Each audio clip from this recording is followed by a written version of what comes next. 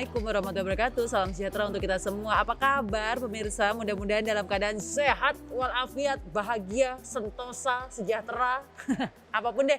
Pokoknya yang bagus-bagus ya kan. Yang pasti sekarang kita ada di rubrik kita Tanya Dong Dok. Kembali lagi bersama dengan SMJ Rumah Sakit Telogerjo. Dan sekarang kita juga sudah berada di SMJ Rumah Sakit Telogerjo. Dan kalau misalnya rubrik kita ini hadir di tengah-tengah Anda, pasti kita akan membahas sesuatu yang bisa menjadi tambahan wawasan. Aduh, pokoknya kalau kesehatan tuh soalnya emang harus bertanya ke sumber yang tepat gitu kan ya. Jangan cuman katanya begini, katanya begitu, katanya begini. Apalagi nih yang akan kita bahas pada hari ini adalah sesuatu yang berhubungan dengan indera kita. Ya, aduh ini kalau nggak kita jaga bisa benar-benar deh banyak mengganggu aktivitas dan juga masih banyak hal lainnya yang bisa terganggu kalau bagian yang ini nih, ini nggak kita jaga. Katanya kalau misalnya kita menjaga indera yang satu ini kita bisa melihat dunia. Iya, karena pada saat ini kita membicarakan mengenai mata. Wah, aku jadi pengen nyanyi, nggak usah nyanyi ya? Oke baiklah. Sekarang kita sudah bersama dengan Dr. Alvin Hendrianto, SPM atau spesialis mata. Apa kabar dokter? Baik-baik, sehat-sehat. Mungkin bisa lebih mendekat dokter? Oke, baiklah. Ini Dr. Alvin yang sudah bersama dengan kita. Ngomongin tentang penyakit mata begitu ya. Nanti saya juga akan cerita pengalaman saya dengan penyakit mata dok ya. Tapi ya pasti bersama dengan Dr. Alvin ini. Dr. Alvin ini ada di klinik mata lantai 6. Betul ya dok ya, klinik mata lantai 6 Rumah Sakit SMJ Telogerjo ya. Dan untuk yang ingin reservasi silahkan bisa di call center 024 864 66000. 024-864-66000. Jadi untuk Bapak Ibu nih yang sekarang, ini dia, aku sedang mencari spesialis penyakit mata. Nah ini, dokter mungkin boleh perkenalan dulu. Dokter itu di SMJ Rumah Sakit Telogerjo jadwalnya hari apa aja? Oke, jadi kalau saya mungkin di SMC ada di hari Senin, Selasa, dan Kamis mungkin paling Senin, mudah. Selasa, Kamis Sementara ya dok pandemi ya? ini kita memang sih. Oke, dan itu kalau di masa pandemi ini masih banyak yang kayak konsul langsung tentang terkait dengan mata dok? Nah itu kalau dokter lain mungkin mudah ya kita konsultasi online. Cuma uniknya mata karena kecil, kita agak kesulitan kalau memang konsultasi online. Jadi memang mau tidak mau banyak yang tetap hadir di rumah Karena emang sakit. harus diperiksa ya dok ya. Betul. Wah ini kalau misalnya orang datang ke klinik mata itu biasanya ngecek apa aja nih dok? Kalau orang datang ke klinik mata keluhannya biasanya paling umum satu, kabur. Ya, Kabur? betul, Oh kabur. pandangan kabur. Pandangan kabur, cuma masalahnya pandangan kabur itu bermacam-macam. Banyak sekali tentang pandangan kabur. Nah, entah dari sederhana, dari kacamata, kebutuhan kacamata, kemudian kalau kita beranjak yang lain lagi, ada kabur karena katarak, terus ada pasien lagi-lagi mungkin kabur karena glaukoma dan sakit-sakit yang lain. Untuk saraf mata juga bisa mengakibatkan kabur. Karena kabur itu ya kayak kelainan dasar orang ke dokter mata. Jadi bilangnya akan kabur, tapi sebabnya macam-macam. Tapi biasanya kabur yang dirasakan oleh pasien itu karena apa dok? Maksudnya most of it secara persentase? Secara persentase, kalau pasien usia muda lebih banyak karena kacamata. Oh udah nggak sesuai? Ya. Oke. Terus yang kedua, kalau pasiennya sudah mungkin di atas 40 tahun, ya itu mulai katarak yang banyak memang. Oh, jadi udah mulai banyak yang katarak juga ya. Iya. Nanti kita ke katarak. Tapi saya mau tanya juga kalau di klinik mata itu layanan apa sih dok yang ada yang bisa dilayani di klinik mata? Kalau klinik mata di Telogerjo sini memang secara umum banyak hal yang kita kerjakan. Jadi dari kita membantu mengukur kacamata, melihat kondisi mata, misalnya ada juga yang mau check up kesehatan mata untuk buta warna, tes penglihatan, itu juga di sini dilayani. Atau kita mau pemeriksaan lebih mendalam tentang masalah sakit-sakit yang diderita juga bisa. Karena tim kita cukup ada di sini. Tapi kalau check up mata tuh agak nggak familiar ya dok ya. Betul. Maksudnya kalau check up jantung itu masih gitu. Tapi check up mata, apakah kita harus check up mata dan berapa kali sekali dok? Jadi kalau untuk anak-anak itu sebetulnya paling sering dan yang sebaiknya kita lakukan memang untuk anak-anak. Karena namanya anak-anak itu sebenarnya mereka tidak akan pernah mengeluh kabur kalau ada kelainan mata. Jadi paling anak-anak tuh usia berapa? dari lahir sampai ke 12 tahun. Oh, oke. Itu anak-anak akan karena dari perkembangan mata jadi mereka tidak tahu kabur. Iya. Jadi kalau terkadang periksa karena mungkin di sekolah melihatnya tidak jelas. Tapi teman-temannya jelas melihat, baru datang tiba-tiba ukurannya sudah tinggi. Nah, itu sering terjadi kalau anak-anak seperti itu. Terus kemudian lain halnya kalau orang dewasa kita banyak membantu, sakitnya macam-macam. Ada yang katarak, glaukoma, kemudian kelainan retina. Dan kenapa harus sering kontrol? Contoh, pada orang sakit gula, nggak kabur, nggak ada keluhan apa-apa. Tapi orang sakit gula itu kadang-kadang saraf matanya bisa berdarah. Dan kalau ada perdarahannya masih di tepi, masih sedikit, tidak akan ada keluhan kabur. Begitu dia sudah darahnya banyak, baru kabur. Nah, itu sudah agak terlambat. Jadi banyak hal yang harusnya kita lakukan sebelum terjadi keluhan. Oh, wah, ini sebenarnya tuh setiap saya ngobrol di rubrik kita begitu ya, ini tuh kayak langsung mengingatkan kita bahwa kita tuh banyak menganggap hal-hal sepele ya, Dok. Iya, betul. Ya maksudnya gini aja, tapi ternyata itu mengarah ke sesuatu yang lebih besar. Oke. Nah, aku tertarik dengan si katarak ini sih, Dok. Kalau katarak ini tuh sebenarnya apa sih, Dok? Apakah memang menuju kebutaan atau dia tuh penyakit apa sebenarnya? Jadi begini, di mata kita itu ada lensa.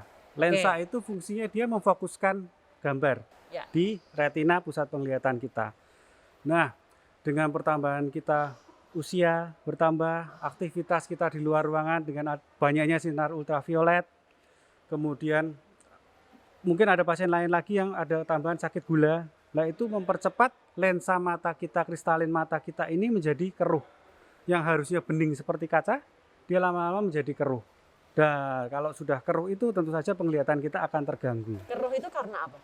Itu jadi strukturnya dia kan harusnya bening. Dengan pertambahan usia, dengan ultraviolet tadi dia mulai menjadi putih. Apakah memang hanya karena pertambahan usia atau ada hal lain? Paling besar dua itu. Nanti hal lain, misal pasien menderita sakit gula, tentu saja prosesnya akan lebih cepat daripada pasien-pasien lain. Nah, itu yang kadang, atau pasien tersebut terbentur, ada robekan di sana. Dan itu tentu saja akan mempercepat menjadi katarak juga. Apakah lantas kalau memang karena usia artinya semua orang yang sudah tadi kayak 40 tahun ke atas punya resiko untuk katarak? Betul, sebetulnya apalagi kita di negara tropis yang kita terkena garis khatulistiwa itu UV-nya sangat tinggi. Apanya UV? Dari ultraviolet dari matahari. Jadi dengan kita beraktivitas seperti ini mau tidak mau akhirnya semua orang sebetulnya pasti akan mengarah ke katarak. Namun waktunya berbeda-beda. Ada yang bisa lebih awal, ada yang bisa di nanti usia lebih tua. Karena UV ya, Dok ya. Betul, itulah paling kenapa besar kita kalau di luar bisa gunain kacamata tuh fungsinya salah satunya bukan buat gaya-gayaan doang gitu ya, Dok. Iya, betul. I see. Nah, gejala-gejala awal apa, Dok, yang harus kayak tadi kan yang sepele deh, yang itu sebenarnya bisa mengarah ke katarak. Jadi hal-hal sederhana, hal-hal yang sering terlewatkan itu adalah awal-awal pasien hanya merasa kacamatanya sering berganti. Jadi pasien-pasien yang itu mungkin berapa bulan sekali kok kacamata sudah tidak enak. Terus beberapa bulan lagi kacamata sudah tidak nyaman lagi. Nah, itu ada kemungkinan tanda-tanda awalnya ke sana. Setelah itu pasien mungkin akan merasakan mulai kok penglihatannya seperti ada kabutnya. Nah, nanti makin lama penglihatan itu akan makin tambah, kabutnya makin tebal dan itu makin tidak terlihat. Jadi apa? Kayak kabut, kayak ada asap putih, asap. Seperti itu. Atau kadang-kadang melihat lampu ada kayak pelanginya juga, atau lampunya terlihat pecah menjadi dua di satu mata. Oh, jadi kayak ganda gitu. Iya, betul. Oh. Jadi hanya sesederhana itu tanda-tanda awalnya. Wah, jadi ini kayaknya kita jadi harus makin concern juga ya. Kalau misalnya itu terjadi sama kita, entah fogging ya, anggap aja itu kayak fogging gitu. Itu apakah kita langsung harus panik bahwa itu memang selalu mengarah ke katarak, atau ada hal lain sebenarnya yang ciri-cirinya sama tapi itu bukan katarak? Sebetulnya tidak. Jadi ada beberapa hal, misalnya seperti berkabut, kemudian Bapak Ibu mengalami kabur, itu nggak selalu katarak. Oleh karena itu jika ada keluhan-keluhan tersebut lebih aman untuk periksa ke dokter mata. Karena dari situ kita akan melihat, kita akan membedakan kaburnya ini karena apa sih. Dan itu sudah bisa dipastikan. Jadi karena kan katarak ini sebenarnya pasti bisa diobati kalau pada waktunya tepat. Oke. Nah, dan kita juga bisa perlu membedakan kaburnya ini karena sakit katarak atau sakit yang lain. Dari awal kita sudah bisa bedakan, penanganannya pun akan lebih tepat. Kapan kita harus mulai concern, Dok? Sebetulnya saat kita merasa ada gangguan di mata, Oh, apapun itu aja udah harus ya, ke sebaiknya dokter kita spesialis perhatikan karena kita dibekali mata hanya 2, Iya. tapi 2 ini bukan sebagai spare part, Iya. tapi 2 ini harus saling melengkapi. Karena kita melihat gambaran 3 dimensi, melihat jarak, semuanya karena 2 mata. Ya. Jadi kalau kita kehilangan 1 mata itu sudah Udah sangat berarti. berbeda gitu ya, Dok. Apa efek buruk dari katarak? Jadi sebetulnya pada sampai tahap-tahap tertentu, katarak itu merupakan penyakit yang kebutaan yang masih bisa diobati. Oke. Jadi pasien itu, makanya beberapa pasien mungkin datang dituntun, nggak bisa jalan, selesai operasi pasien sudah jalan sendiri. Oh, udah semerintil ya. Iya. Oke. Tapi ada juga pada tahap tertentu, misal sudah mengalami komplikasi, ada tekanan bola mata tinggi tiba-tiba, terus dengan tekanan itu merusak saraf, lah itu katarak diambil hanya kadang-kadang untuk meringankan sakitnya, tapi penglihatan sudah sulit untuk kita peroleh dengan baik. Jadi ada yang bisa kehilangan penglihatan.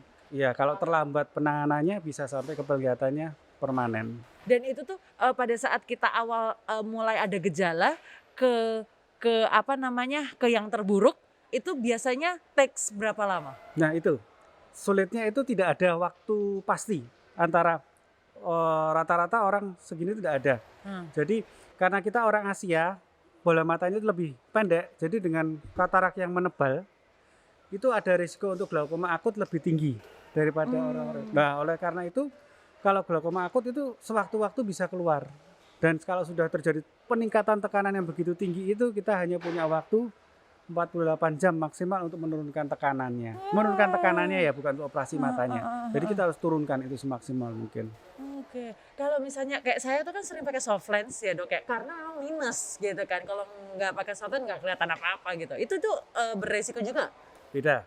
Jadi kalau soft lens itu, jadi katarak itu bukan bagian bening di depan coklat-coklat ini ya. Oke, tapi katarak itu adalah lensa yang ada di belakang coklat-coklat kita. Nah, kalau mata kita ada bagian bening di depan, itu namanya kornea.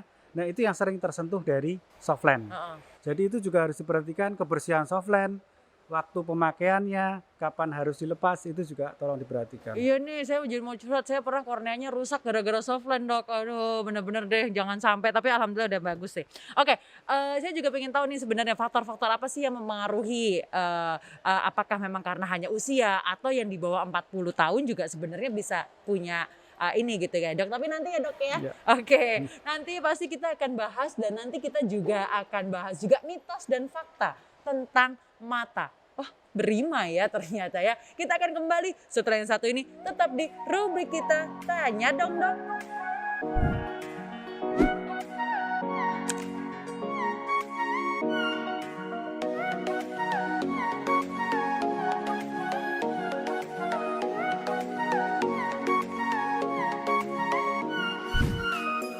Yes, kita balik lagi di rubrik kita Tanya Dong Dok. Nah, emang nih bener nih rubrik kita tuh harusnya viralkan rubrik kita karena ini banyak banget nih insight-insight yang harus kita tahu dan nggak katanya-katanya karena kita langsung tanya ke dokter spesialis gitu kan ya, dan banyak nih yang kita bahas di sini karena kalau kita lihat dari specialty-nya dari Telogerjo ya, Center of Excellence Rumah Sakit Telogerjo itu kan ada IVF, bayi tabung, ada bedah syaraf, ada jantung. Tapi kita nggak cuma bahas 3 itu aja. Buktinya sekarang kita lagi bahas masalah katarak yang banyak juga keluhannya gitu kan ya, dialami oleh pemirsa gitu ya, dialami oleh orang-orang di sekitar kita. Nah, seperti yang tadi saya bilang bahwa di segmen ini kita memainkan mitos dan fakta, Dok. Jadi saya akan ada statement ya tentang apa yang ada di luar sana. Dokter perlu menjawab mitos atau fakta aja ya. Nanti penjelasannya di akhir. Oke, baiklah. Nanti penjelasannya 15 hari lagi ya. Terlalu lama ya, baiklah. Oke, Dok, mitos atau fakta di masyarakat beredar bahwa obat tetes mata dapat mencegah atau menghapus katarak. Mitos atau fakta? Mitos. Mitos. Wah, oke. Kedua, pekerjaan seperti membaca, menjahit, pokoknya yang kayaknya menggunakan kemampuan mata maksimal gitu ya, itu memicu katarak. Mitos atau fakta? Mitos. Mitos lagi. Oke. Katarak bisa dicegah. Mitos atau fakta? Eh, Pencegahan. Mitos atau fakta? Fakta. Fakta. Oke ya. Oke, ini ada harapan nih. Dan katarak bisa muncul lagi. Mitos atau fakta? Fakta. Fakta. Waduh, oke. Sekarang kita bahas ya, Dok ya. Kita bahas ini di masyarakat beredar bahwa obat tetes mata dapat mencegah katarak. Itu mitos. Jadi sebetulnya begini, sampai saat ini untuk pencegahan dan pengobatan katarak itu memang satu-satunya hanya dengan melakukan pengambilan dari katarak itu. Tetes mata sampai saat ini belum banyak terbukti untuk bisa menghilangkan katarak itu.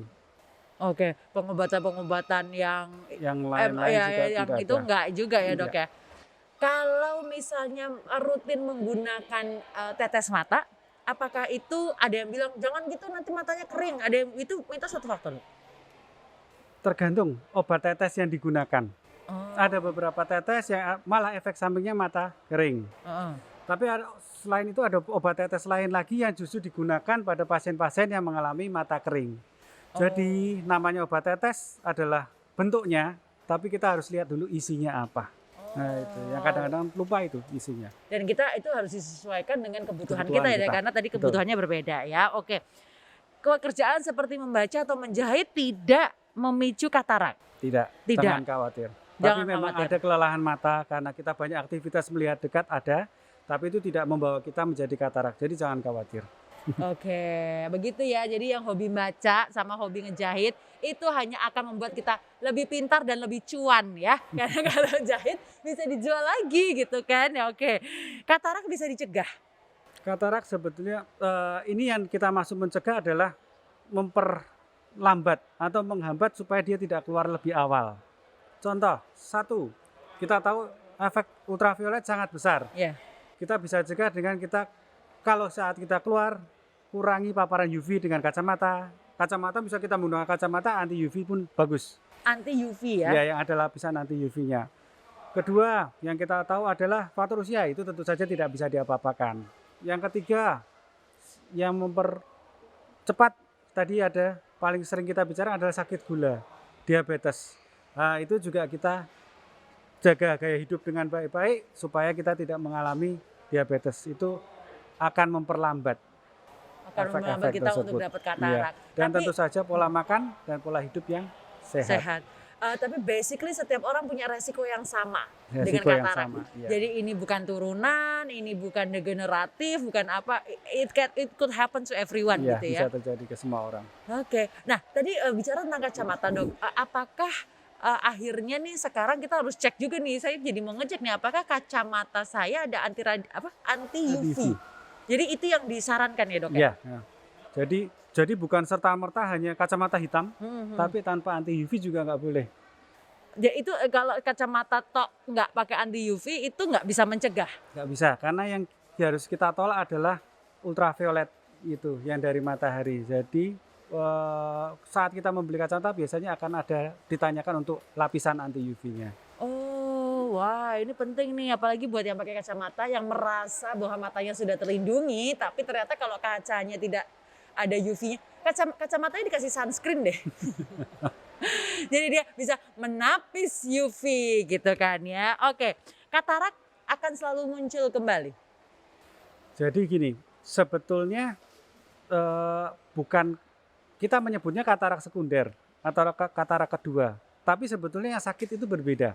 Jadi saat kita mengambil katarak, lensanya itu sudah terambil semua. Jadi lensanya tidak mungkin bisa keruh lagi. Tapi kapsul lensa tersebut kita masih tinggal untuk tempat lensa buatan yang kita pasangkan di dalam mata. Jadi kalau orang habis operasi katarak itu lensanya lensa buatan? Lensa buatan, itu di dalam mata.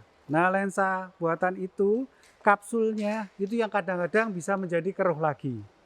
Tapi catatannya jangan khawatir, karena kalau kapsul ini menjadi keruh, kita tidak perlu lakukan operasi.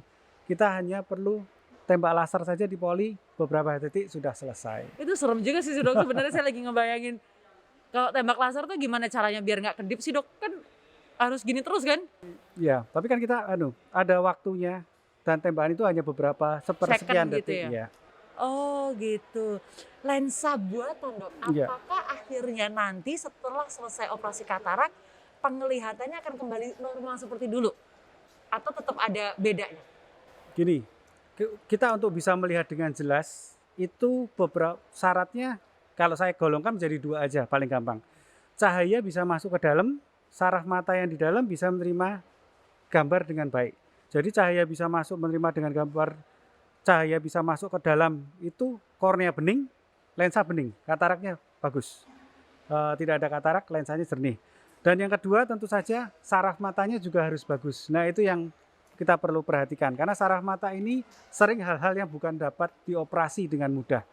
Dan ini kadang-kadang yang sulit penanganannya itu adalah saraf mata. Jadi jangan lupakan itu juga. Gimana caranya menjaga kesehatan saraf mata Dok?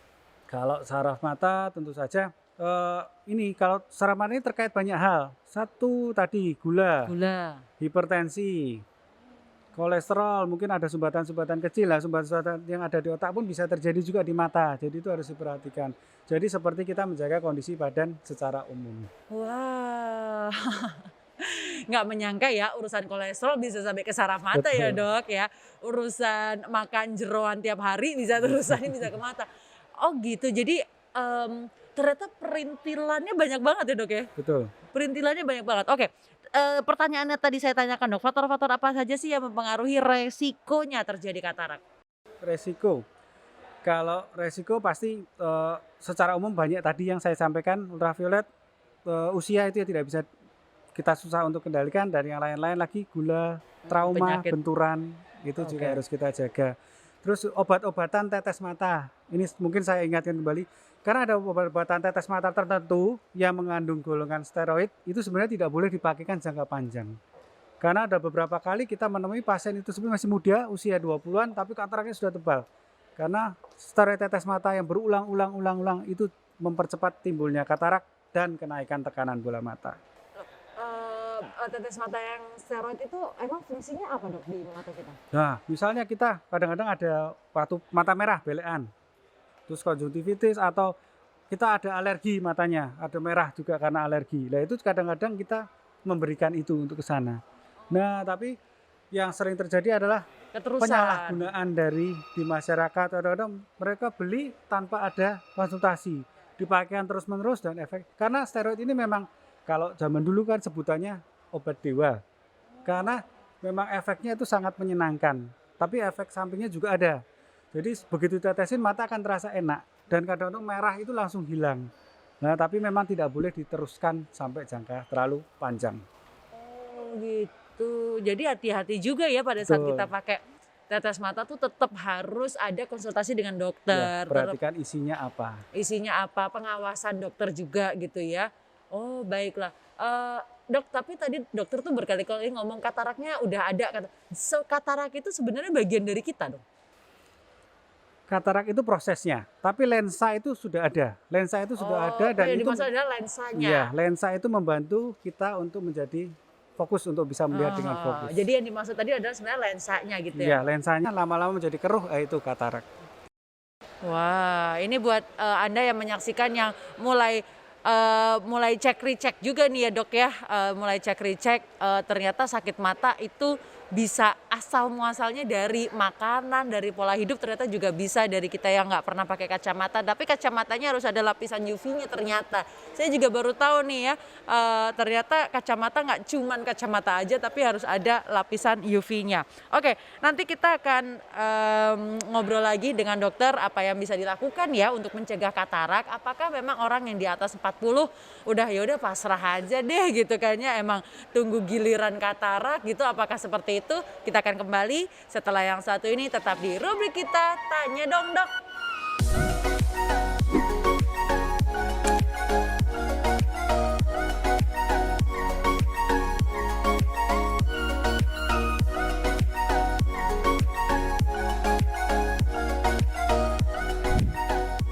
We are back kita. Tanya dong dok ya. Ini lagi ngomongin tentang katarak yang pastinya berkaitan sekali dengan kesehatan mata gitu kan.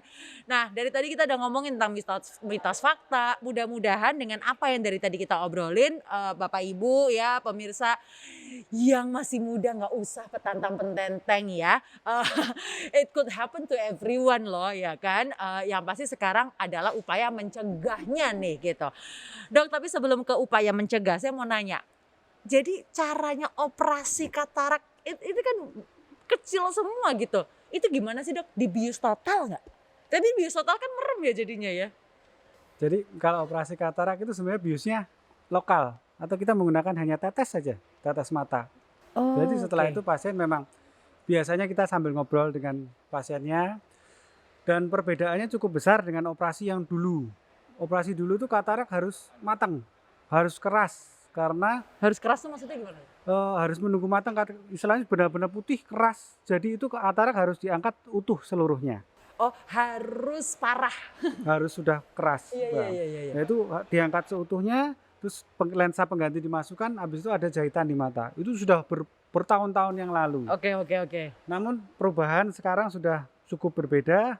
Yang dilakukan adalah nanti akan ada alat kecil masuk ke dalam mata.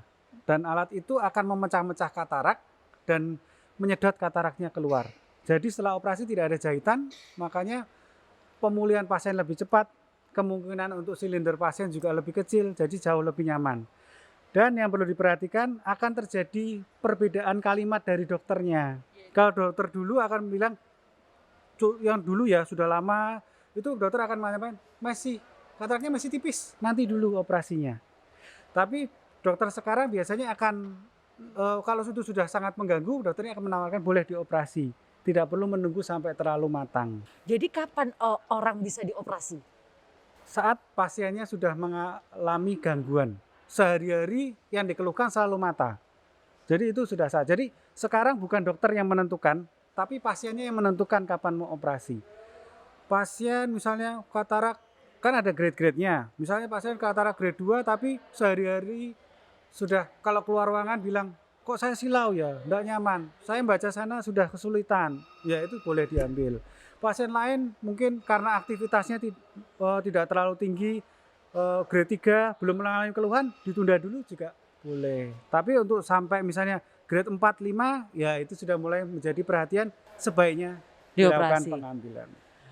Tadi itu dokter cara ngomongnya ada benda masuk ke mata terus diambil dipecah terus diambil katarak itu kayak enak banget ya. Kita ngebayanginnya kayak oh my god. Dok saya lagi bayangin nih.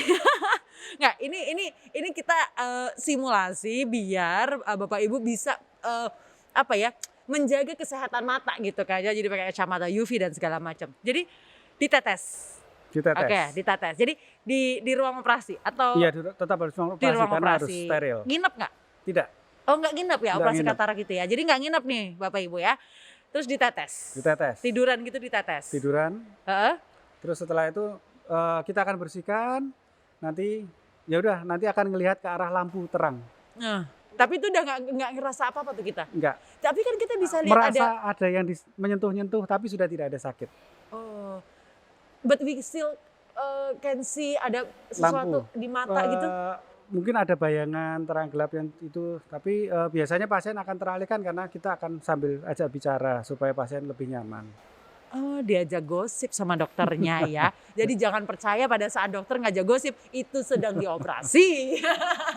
Nggak bercanda ya. Oh, jadi prosesnya seperti itu dan sebenarnya yang tadi di-note oleh dokter adalah soalnya kan kita suka kalau dulu soalnya begini, nah itu tuh jadi kalau misalnya Bapak Ibu sudah mengalami keluhan, jangan tunggu kalau misalnya ada orang tua yang ngomong kan biasanya orang tua ya, udah nggak apa-apa, dulu tuh soalnya ibu operasi soalnya di saat nunggu ini, nah itu sekarang udah nggak berlaku ya karena kita sekarang udah makin modern, apalagi di SMC Rumah Sakit Logerjo udah makin modern alat-alatnya juga. Oke, so apa yang bisa dilakukan untuk mencegah katarak dok? Ya, paling mudah tadi.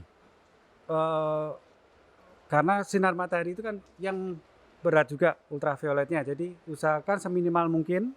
Kalau ada kacamata boleh, atau keluar pakai topi atau apa itu juga bisa membantu biar lebih keren. Iya, okay.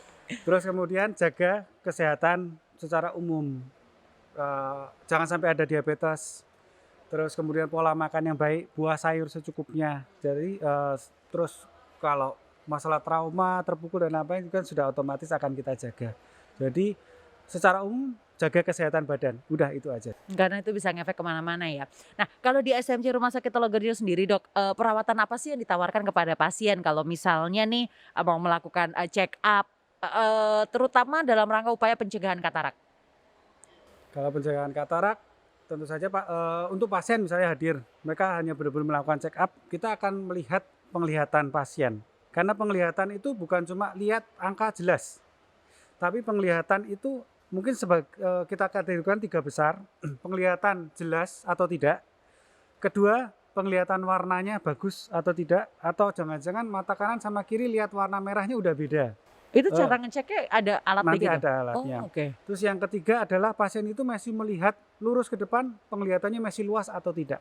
Jadi ada 3 komponen penglihatan yang harus kita, luasnya, kontras, dan ketajamannya. Itu tetap kita perhatikan semua. Dari situ nanti kita pasien akan banyak edukasi untuk kita melakukan pencegahan dan sebagainya. Oke, jadi cukup lengkap ya sebenarnya dok ya. Ya kalau misalnya Bapak Ibu ingin memeriksakan matanya, entah berkaitan dengan katarak ataupun tidak begitu ya, ini bisa langsung aja reservasi aja gitu kan ya, reservasi aja untuk bisa ngobrol dengan Dokter Alvin. Teleponnya di 024 864 66000. Oke, 024 864 66000. Jadi Dokter Alvin ada di sini setiap hari Senin, Selasa, Kamis. Senin, Selasa, Kamis. Begitu ya. Jadi mudah-mudahan setelah kita ngobrol-ngobrol tentang katarak ini Bapak Ibu makin tercerahkan masalah katarak gitu ya. Dokter Alvin, thank you banget.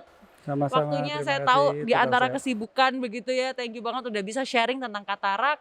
Mudah-mudahan nanti kita bisa ketemu lagi dengan agenda yang lain. Karena tadi saya sempat nanya ke Dokter Alvin, katanya penyakit yang paling susah untuk mata adalah Glaukoma. Itu juga Nanti mungkin kita akan bahas kapan-kapan mengenai hal itu.